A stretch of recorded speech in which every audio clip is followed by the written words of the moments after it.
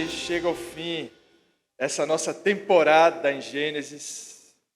Esse é o último sermão dessa temporada, essa série de Gênesis que tem acompanhado a nossa igreja desde o primeiro ano da igreja. Então essa já é uma das últimas temporadas que nós estamos aí expondo Gênesis. E hoje nós chegamos ao último trecho dessa série, enquanto aguardamos a próxima temporada, as próximas emoções. Mas hoje nós vamos meditar em Gênesis 41.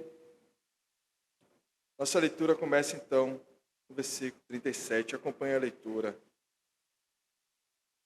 O conselho agradou a Faraó e a todos os seus oficiais. Então Faraó perguntou aos seus oficiais: será que poderíamos achar alguém melhor do que José, um homem em quem está o Espírito de Deus? Depois Faraó disse a José: visto que Deus revelou tudo isso a você, não há ninguém tão ajuizado e sábio como você. Você será o administrador da minha casa e todo o meu povo obedecerá a sua palavra. Somente no trono eu serei maior do que você. E Faraó disse mais a José: eis que eu constituo autoridade sobre toda a terra do Egito. Então Faraó tirou seu anel, sinete da mão, e pôs no dedo de José. Mandou que o vestissem com roupas de linho fino, e lhe pôs no pescoço um colar de ouro, e o fez subir na sua segunda carruagem, e clamavam diante dele: inclinem-se todos. Deste modo, deu-lhe autoridade sobre toda a terra do Egito. Disse ainda Faraó a José: eu sou Faraó, mas sem sua ordem ninguém poderá fazer nada em toda a terra do Egito. E Faraó chamou José de Sefanate Pané e lhe deu por mulher a Senate, filha de Potífera, sacerdote de On. E José percorreu toda a terra do Egito. José tinha 30 anos de idade quando se apresentou a Faraó, rei do Egito, e andou por toda a terra do Egito. Nos 7 anos de fartura, a terra produziu com abundância, e José ajuntou todo o mantimento que houve na terra do Egito durante os 7 anos, e guardou nas cidades o mantimento do campo. Ao redor de cada cidade foi guardado na mesma cidade. Assim José juntou muitíssimo cereal, como a areia do mar, até perder a conta, porque ia além das medidas. Antes de chegar a fome, nasceram 2 filhos a José, dos quais lhe deu a Senate, filha de Potífera, sacerdote de On. O primogênito José chamou de Manassés, pois disse: Deus me fez esquecer todo o meu trabalho e toda a casa do meu pai. Ao segundo deu o nome de Efraim, pois disse: Deus me fez próspero na terra da minha aflição. Passados os 7 anos de abundância que houve na terra do Egito, começaram 7 anos de fome, como José havia predito. E havia fome em todas as terras, mas em toda a terra do Egito havia pão. Quando toda a terra do Egito começou a sentir fome, o povo clamou a Faraó por pão, e Faraó dizia a todos os egípcios: vão falar com José e façam o que ele disser. Havendo, pois, fome sobre a terra, José abriu todos os celeiros e vendia aos egípcios, porque a fome aumentava na terra do Egito, e todas as terras vinham ao Egito para comprar de José, porque a fome aumentava em todo o mundo. Oremos. Obrigado, Senhor, por tua palavra. Que o Senhor nos ajude nesses instantes. Que o Senhor nos alimente. Que o Senhor ilumine as nossas mentes. Que o Senhor molde os nossos corações segundo a tua palavra. Em nome do Senhor Jesus. Amém. A nossa relação com o poder, a nossa relação com a exaltação, ela é esquisita, ela é estranha. Na maioria das vezes, nós tratamos o poder apenas como algo que corrompe, apenas como algo que contamina. Então a nossa relação com o poder é simplesmente dizer: olha, quer conhecer alguém? Dê poder a ele. Se você quer saber quem a pessoa é de verdade, Dê poder a essa pessoa, porque o poder, na nossa visão, em geral, tem apenas a capacidade de corromper, de contaminar, de atrapalhar, de tirar a pureza, de desviar do caminho. Para os cristãos, essa relação com o poder e com a exaltação, às vezes é ainda pior, às vezes é ainda mais esquisita, porque na maioria das vezes vemos a exaltação, vemos a autoridade que é dada como um pagamento pelos nossos sofrimentos, por exemplo. E quando vemos o poder, a exaltação, a autoridade como pagamento pelos nossos sofrimentos, na maioria das vezes, separamos a consciência do poder. Separamos a nossa mente, a nossa consciência dos nossos atos, da nossa autoridade. A nossa moral diante do poder, quando enxergamos o poder como simplesmente um desvio ou um pagamento pelos nossos sofrimentos, a nossa moral se trata, na maioria das vezes, relativa. Afinal de contas, é como se diz, democracia é quando eu mando em você, ditadura é quando você manda em mim. Na maioria das vezes, essa é a nossa relação de poder. Se eu mando em você, é democracia. Mas se mandam em mim, então já é ditadura. Então nós não temos uma relação saudável com o poder. Como cristãos, quando experimentamos, por exemplo, sofrimentos que julgamos justos, porque afinal de contas nos conhecemos, e depois somos colocados em uma posição de exaltação, dizemos: agora eu já paguei os meus pecados, eu entendi porque eu precisava sofrer, eu realmente mereci isso, agora que eu já aprendi a lição, Deus está me dando aquilo que eu preciso, a bênção, a exaltação, a autoridade. Então, agora que eu aprendi com sofrimentos, com a humilhação, Deus me colocou na exaltação. Quando às vezes passamos por sofrimentos que julgamos injustos, porque existem sofrimentos que nós podemos julgar como justos. Nós cometemos um erro, nós falhamos, somos humilhados e conseguimos conviver com aquela humilhação, porque afinal de contas eu mereço isso. Eu falhei, esse sofrimento é justo. Mas outras vezes entendemos o sofrimento, a humilhação, como algo que é injusto, como algo que nós não deveríamos receber. E aí, quando somos colocados, depois de sofrimentos injustos, em uma posição de exaltação, de autoridade, de poder, nós entendemos que essa relação de exaltação é o pagamento. Se no outro é simplesmente um morde-a-sopra de Deus, agora não, agora é pagamento. Deus me fez sofrer injustamente e por isso agora Ele está retribuindo, Ele está devolvendo o que é meu, Ele está me dando aquilo que eu deveria receber o tempo todo, porque eu sofri injustamente. O que eu mereço é exaltação, porque eu sou bom, eu sou íntegro, eu sou justo, então isso aqui é o pagamento. Seja de um lado ou seja de outro, nós só vemos a humilhação e exaltação como um fim em si mesmo. Nós só vemos tanto humilhação como exaltação como um ponto de chegada, mas a nossa luta não é para ver a humilhação, não é para ver a exaltação, a nossa luta constante é para ver Deus. O problema é que quando nós lemos as coisas dessa forma, seja de um lado ou seja de outro, nós vemos a humilhação, vemos a exaltação, mas não vemos Deus. E não só não vemos Deus, a nossa luta não é só para ver Deus no meio dessas coisas. A nossa luta é para ver o que Deus está fazendo. A nossa guerra é para ver o que Deus está fazendo através da humilhação. E a nossa luta é para ver o que Deus está fazendo através também da exaltação. Como lidar com essas coisas? Nós falamos ao longo dessa série que José tem passado por ciclos de humilhação, de exaltação, e José tem se mantido íntegro, e humilhação, exaltação e a integridade se mantém.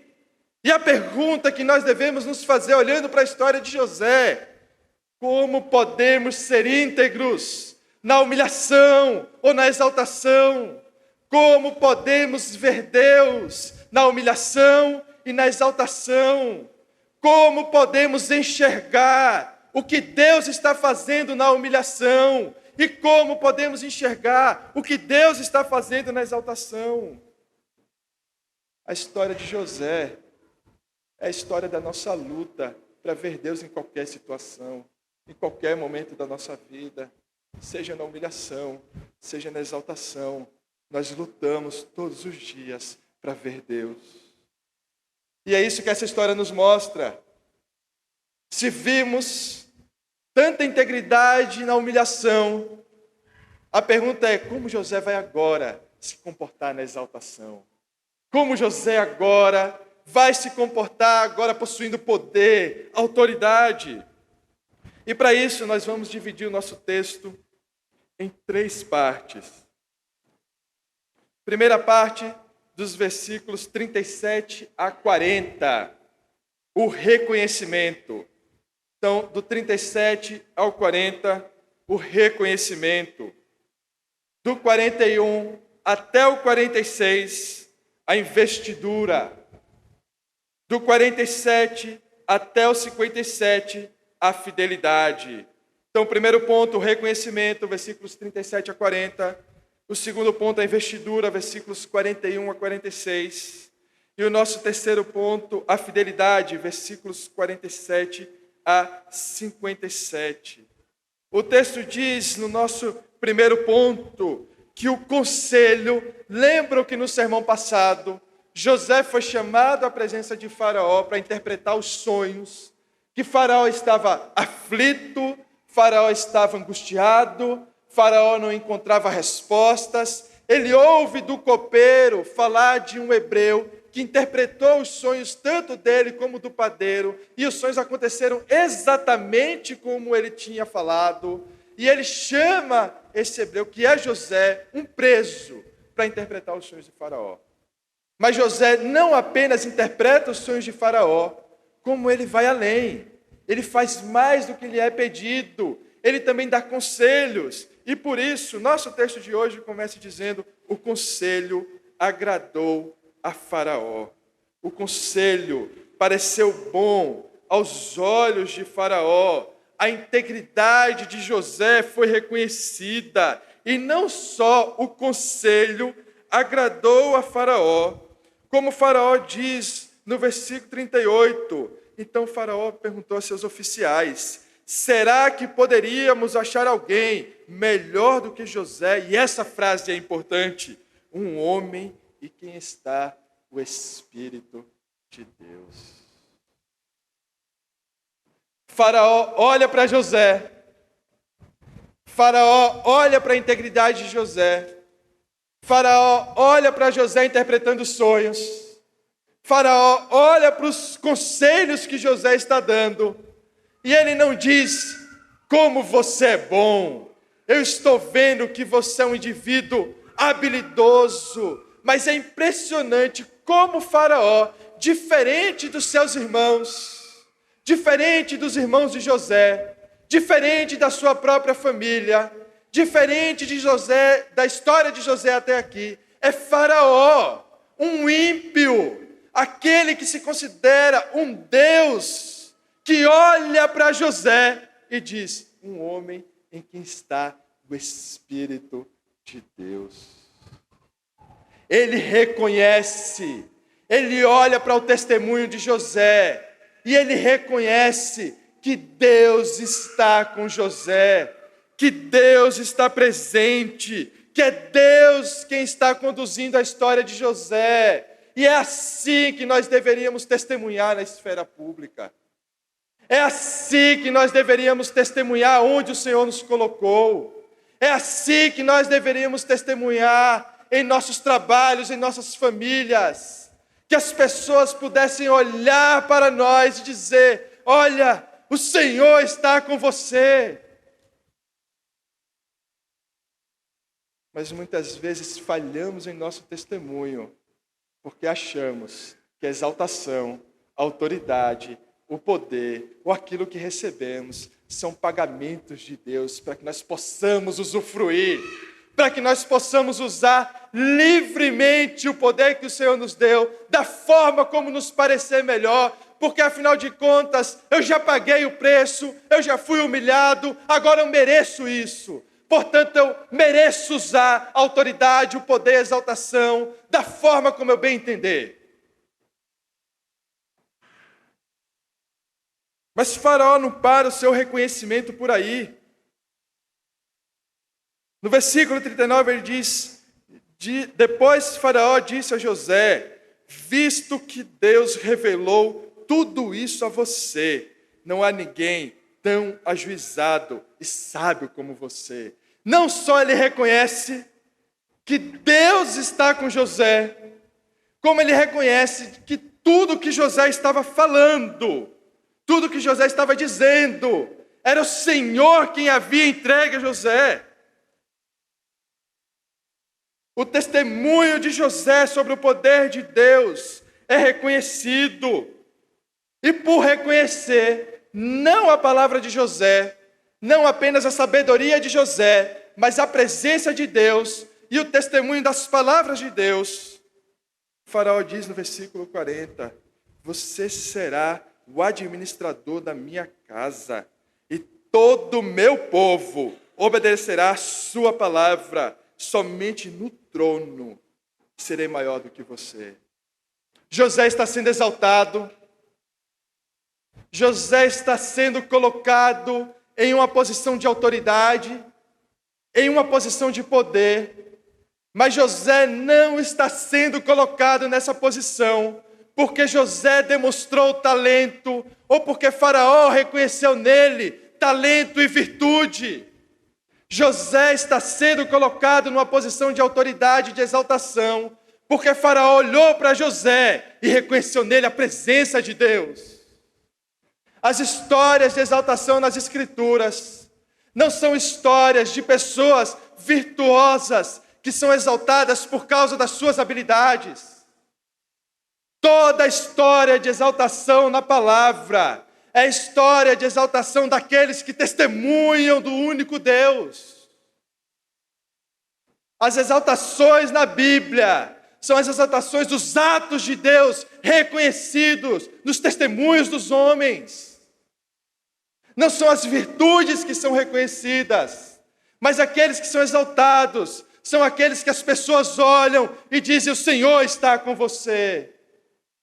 Jacó não foi próspero porque Jacó era talentoso, mas porque o Senhor estava com Jacó. José não frutifica porque José é virtuoso ou íntegro, mas porque Deus está com José.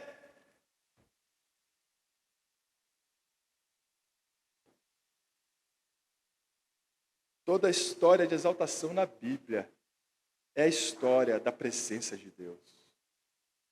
Do Deus presente com os seus. Diante desse testemunho, que nem mesmo a sua própria família tinha dado a ele. Porque lembre-se que a nossa série passou por aquele momento onde aquele José jovem, já íntegro, mas talvez desajeitado, como falamos aqui, ele tem um sonho, ele conta aos seus irmãos, ele conta à sua família. Esse sonho diz que José seria exaltado, e seria exaltado de tal forma que os seus familiares se curvariam a ele. Os seus irmãos imediatamente rejeitam. O seu pai repreende o filho, embora tenha guardado essas coisas no coração, ele repreende o filho. Ou seja, essa história começou com um sonho de exaltação, um sonho de ser colocado em uma posição, e sua família não dá a ele a confiança que lhe era devida. A sua família não reconhece nele e na palavra dele a palavra de Deus e os atos de Deus. Mas Faraó faz. Um ímpio faz. Reconhece a presença de Deus. reconhece que as palavras dele são as palavras de Deus. E diante disso, reconhecendo o testemunho de José sobre o Deus verdadeiro, reconhecendo a integridade de José em fazer, na maioria das vezes, mais do que lhe é pedido, reconhecendo o testemunho de outros, não o testemunho de José sobre ele mesmo, mas o testemunho de outros sobre José. O faraó faz a única coisa que lhe resta, reconhecendo a presença de Deus. Ele coloca José em uma posição de autoridade. E ele faz toda a liturgia necessária, todo o mecanismo necessário para que essa autoridade não só seja reconhecida por aqueles que estão ali no círculo de Faraó, mas que essa autoridade seja reconhecida em todo o Egito. Ele tira o seu anel e coloca o seu anel em José. Ele coloca uma roupa, e que voltou a roupa, né? José sempre está envolto em alguma questão com roupas. Ora ele tem uma roupa bonita, ora ele perde a roupa serve como prova. Ora ele está vestido, ora ele está despido, ora ele está com roupa de escravo, e agora as roupas régias retornam a José. Ele coloca um colar de ouro, ou seja, ele parece agora um egípcio. Ele carrega o anel do faraó, ele está vestido como um egípcio. Ele carrega um colar de ouro que demonstra a nobreza, a autoridade. E não só isso, Faraó coloca ele na sua segunda carruagem, apenas atrás do próprio Faraó, e faz uma passeata com José pelo Egito, mostrando José, e as pessoas iam à frente dizendo: olha, curvem-se a ele. Como as coisas mudam, não? Parece que há 2, 3 sermões atrás, a gente estava, tadinho de José. Olha que sofrimento. Nossa, por que Deus está fazendo isso com ele? A gente estava assim porque ele estava preso, ele foi vendido pelos irmãos, vendido pelos midianitas, foi caluniado na casa de Potifar, o copeiro esqueceu dele na prisão, e a gente estava, tadinho de José. Agora a nossa perspectiva muda, porque agora José, em posição de autoridade, lembre-se, quer conhecer alguém?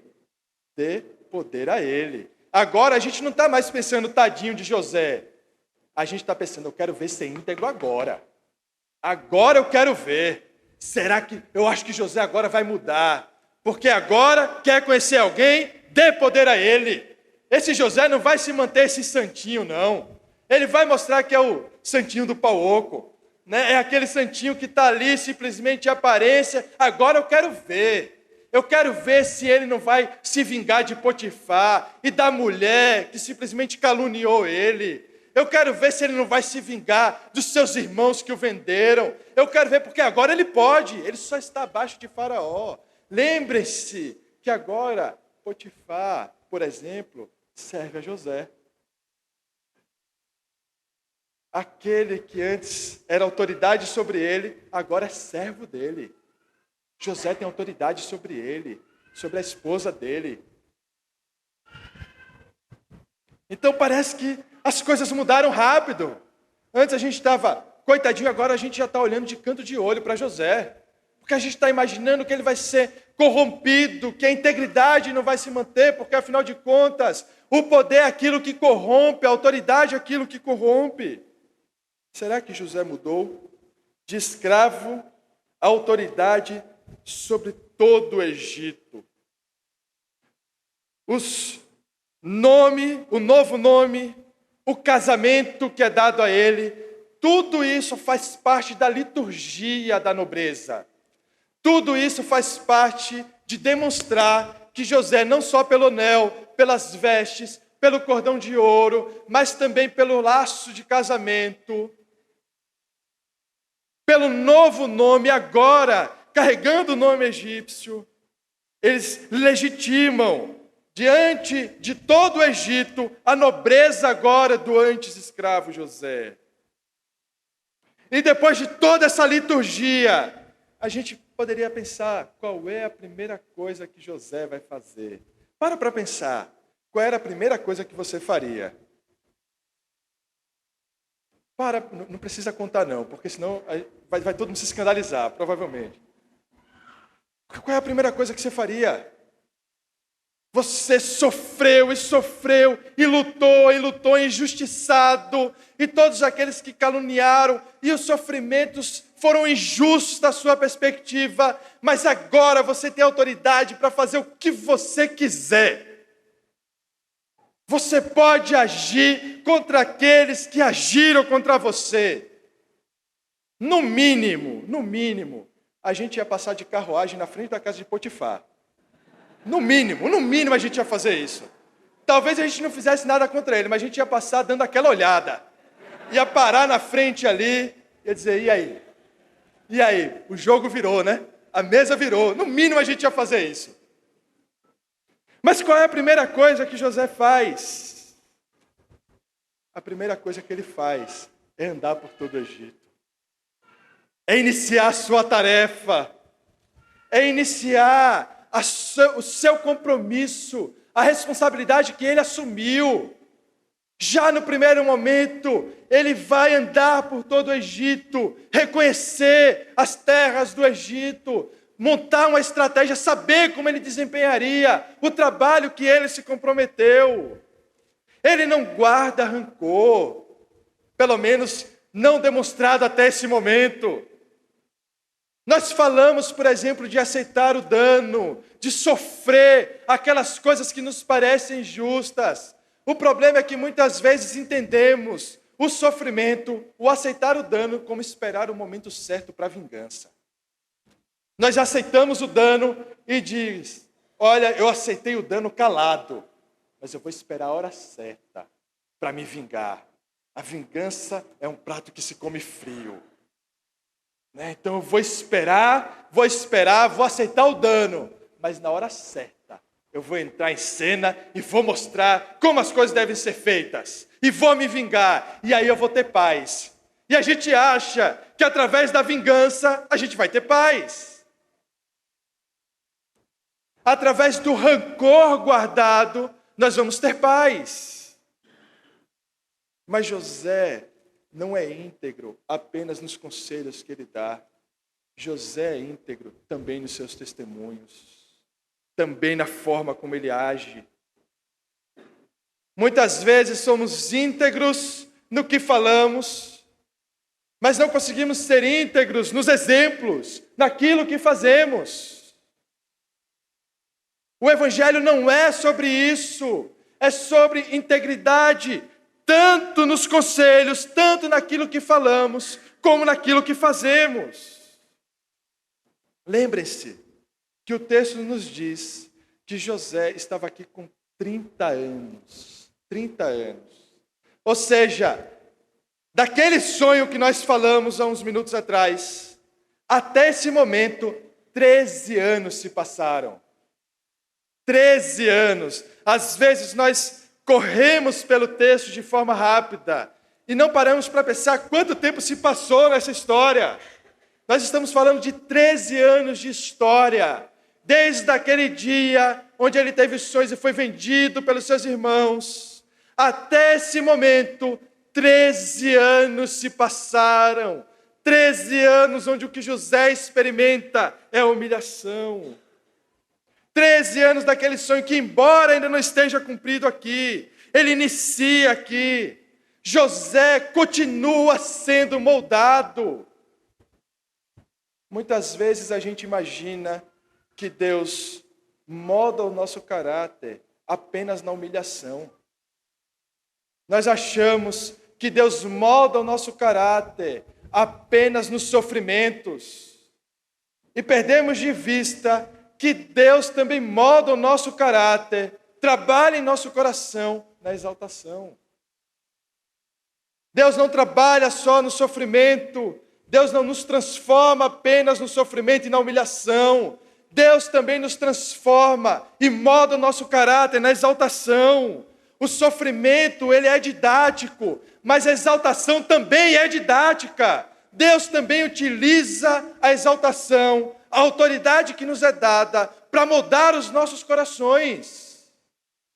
Existe uma didática divina no sofrimento, mas existe também uma didática divina na exaltação e na autoridade que é dada.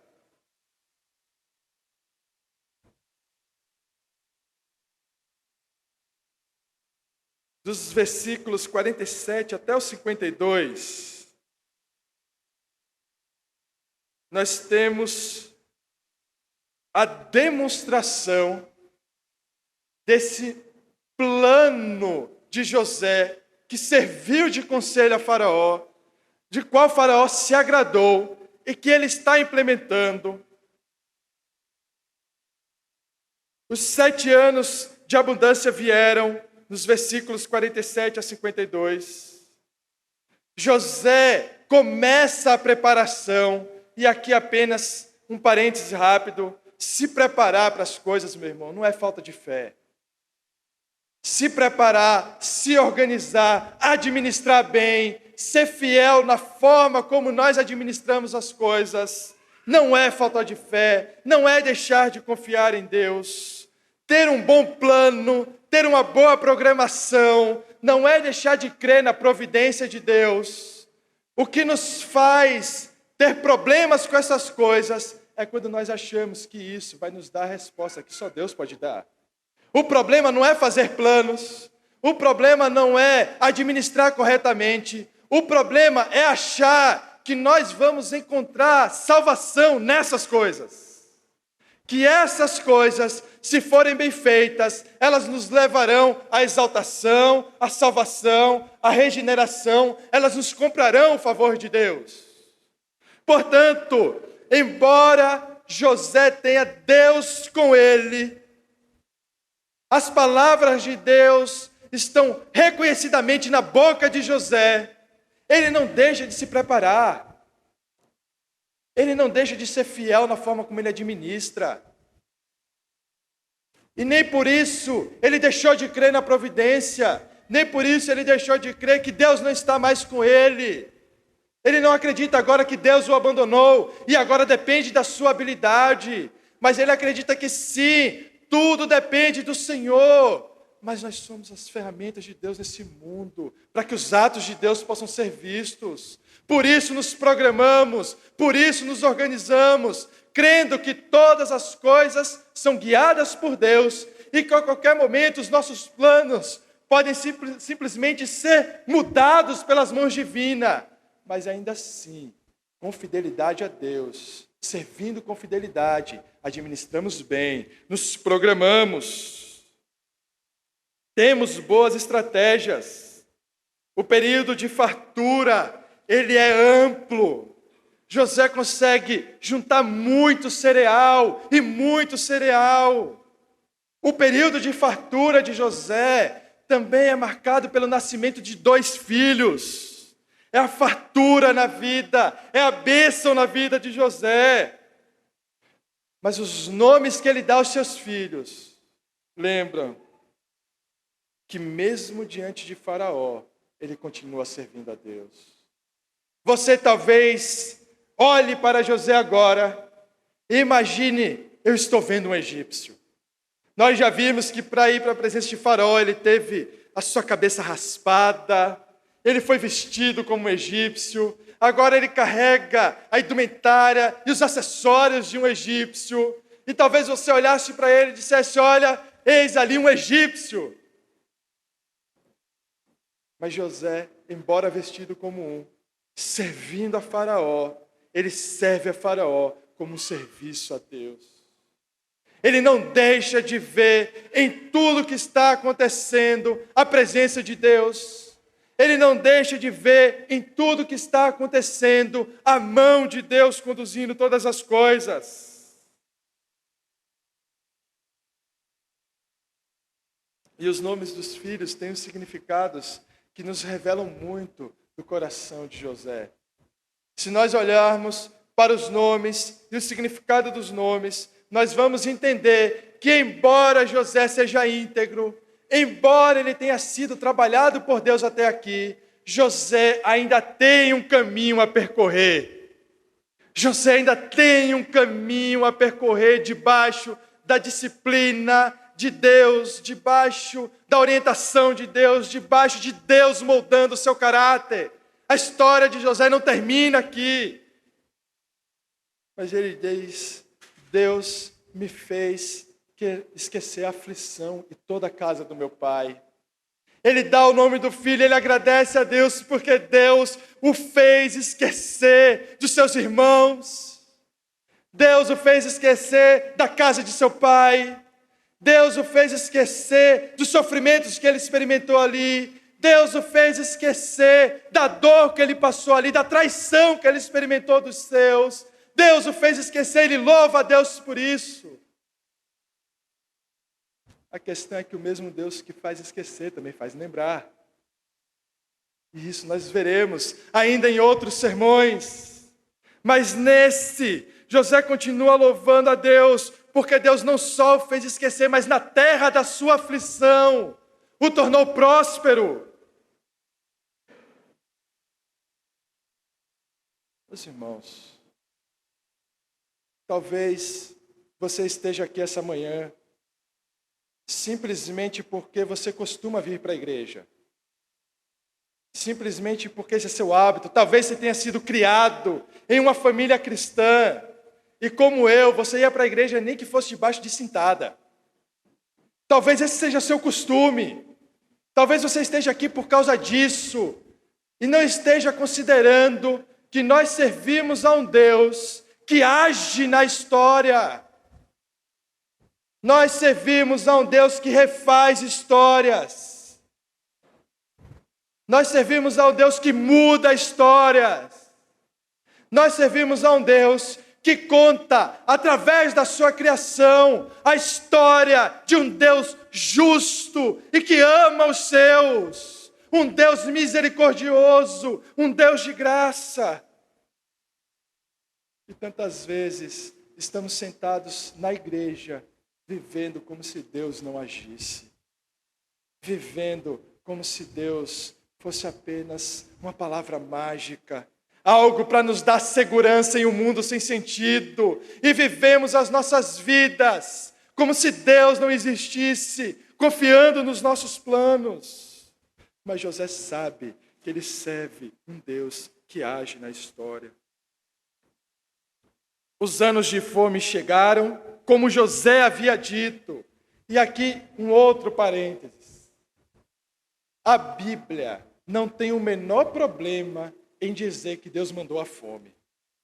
A Bíblia sequer tenta explicar por que Deus mandou a fome sobre todo o Egito ou sobre outras terras. A Bíblia não tenta defender Deus e nós estamos aqui tantas vezes tentando defender Deus, como se Deus nos tivesse colocado aqui como advogados dele, como se Deus precisasse ser defendido, como se os atos de Deus precisassem ser explicados, como se ele não tivesse autoridade para da sua criação fazer o que bem entender, como se ele não tivesse autoridade para fazer o que ele quer, como ele quer, a hora que ele quer. E aí nos pegamos como se precisássemos defender Deus. Olha, Deus mandou isso, mas não foi bem assim. Deixa eu te explicar. Deixa eu fazer aqui um meia-culpa. Deixa eu tentar aqui defender Deus. Não vê Deus assim, não. Deus mandou a fome. Deus mandou a calamidade. Embora muitas vezes nós não consigamos explicar os atos de Deus, isso não deve nos fazer questionar a sua justiça, a sua bondade e que os seus atos são atos de providência. Os anos de fome chegaram. Por um período, o que tinha de grãos foi suficiente, mas logo a fome alcançou todas as terras. E quando os egípcios procuraram Faraó para pedir grãos, quando os egípcios foram até Faraó, Faraó diz a eles: falem com José. Falem com José e façam exatamente o que ele falou. Ou seja, o plano de José foi cumprido com integridade. Por isso Faraó diz, olha, ele está fazendo tudo o que ele deveria fazer, portanto falem com ele e façam o que ele falar. É interessante que a fome não só atinge o Egito, José não vende os cereais apenas aos egípcios, mas José vende também cereais para outros povos. E esse vai ser um dado importante na nossa próxima temporada. José também vende o grão a outros povos que também estão experimentando da fome.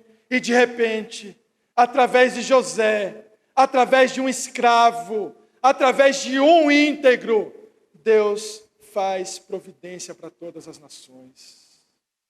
Através de um homem que manteve a sua integridade, através de um homem que foi fiel, através de um homem que cumpriu o que deveria cumprir, Deus abençoa todos os povos. A palavra diz que em Abraão todas as nações serão abençoadas, em um todos os povos serão abençoados.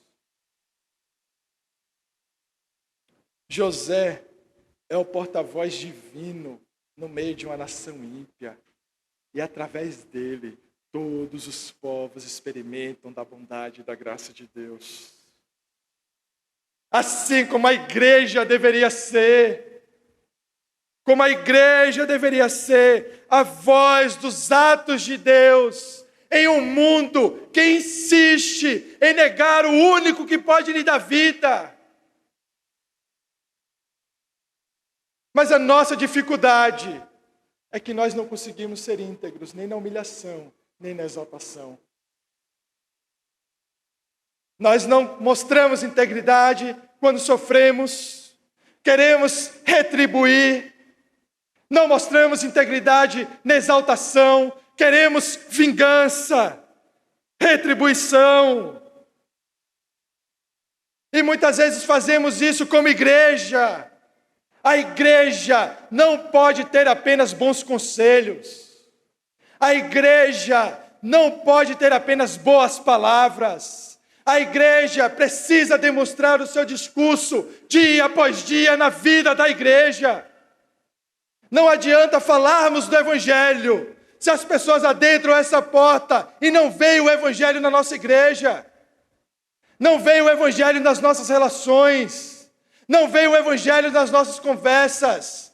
Não veio o testemunho constante da presença de Deus. De nada adianta boas palavras sem um bom testemunho.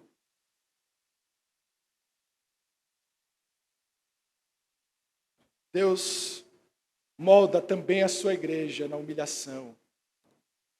Deus molda também a sua igreja na exaltação. Isso é importante quando consideramos humilhação e exaltação. Quando lembramos que José passou 13 anos sofrendo, mas depois desses 13 anos, ele sai da prisão e na sua exaltação testemunhou que o Senhor é o Deus Todo-Poderoso. Mas existem outras histórias que precisam ser observadas. Não só a história de José, mas Jesus foi aquele que uma vez preso, condenado injustamente pelos homens, não foi liberto, mas foi condenado à morte em sua humilhação, sendo humilhado, morto na cruz, rasgado no madeiro, e também na sua humilhação, declarou que o Senhor é o Deus de todas as coisas. Seja na humilhação que glorifiquemos ao Senhor, seja na exaltação que ainda mais glorifiquemos a Deus, porque não importa a nossa situação, o que importa é que através da nossa história, os atos de Deus sejam conhecidos. O que importa é que através da nossa história, a voz de Deus seja ouvida no mundo.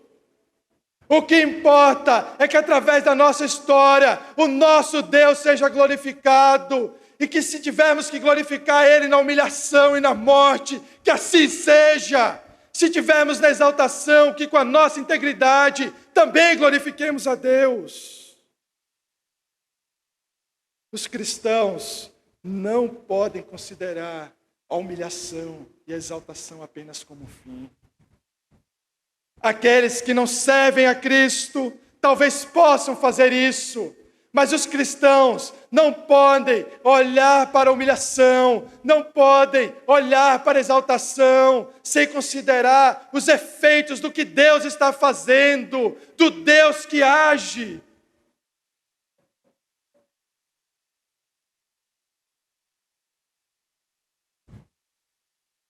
Nosso Deus é o Deus que conduz toda a história.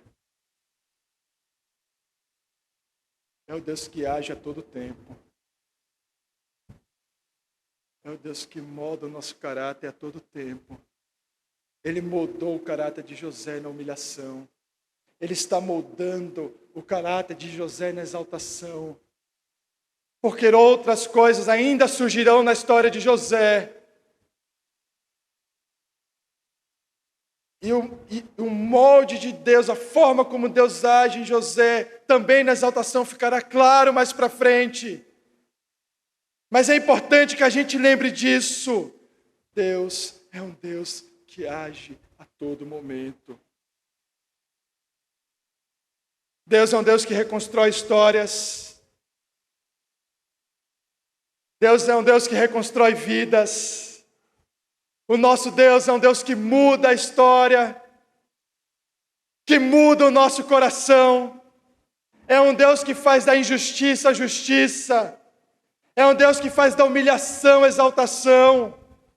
É um Deus que faz da morte vida e de mortos regenerados e vivos para a eternidade. Mas o caminho do Evangelho é um caminho de humilhação e de exaltação. E a pergunta é: por que tantas vezes rejeitamos o sofrimento? E por que tantas vezes, na exaltação, esquecemos que Deus age? Quando olhamos para essa mesa, não podemos ver uma coisa só. Essa mesa é a mesa da humilhação, e essa mesa é a mesa da exaltação. Essa mesa é a mesa do Cordeiro que foi morto. É a mesa do sangue do Cordeiro, é a mesa do corpo do Cordeiro, mas essa mesa também é a mesa do Cordeiro ressurreto. Muitos se dobraram aos pés de José, e nós sabemos que esses joelhos não permanecerão dobrados, mas essa mesa é o que nos diz que em um momento, de uma vez por todas, todos os joelhos se dobrarão. Todos os joelhos se dobrarão e toda língua confessará que Cristo é o Rei de todas as coisas. Essa é a mesa da humilhação e a mesa da exaltação.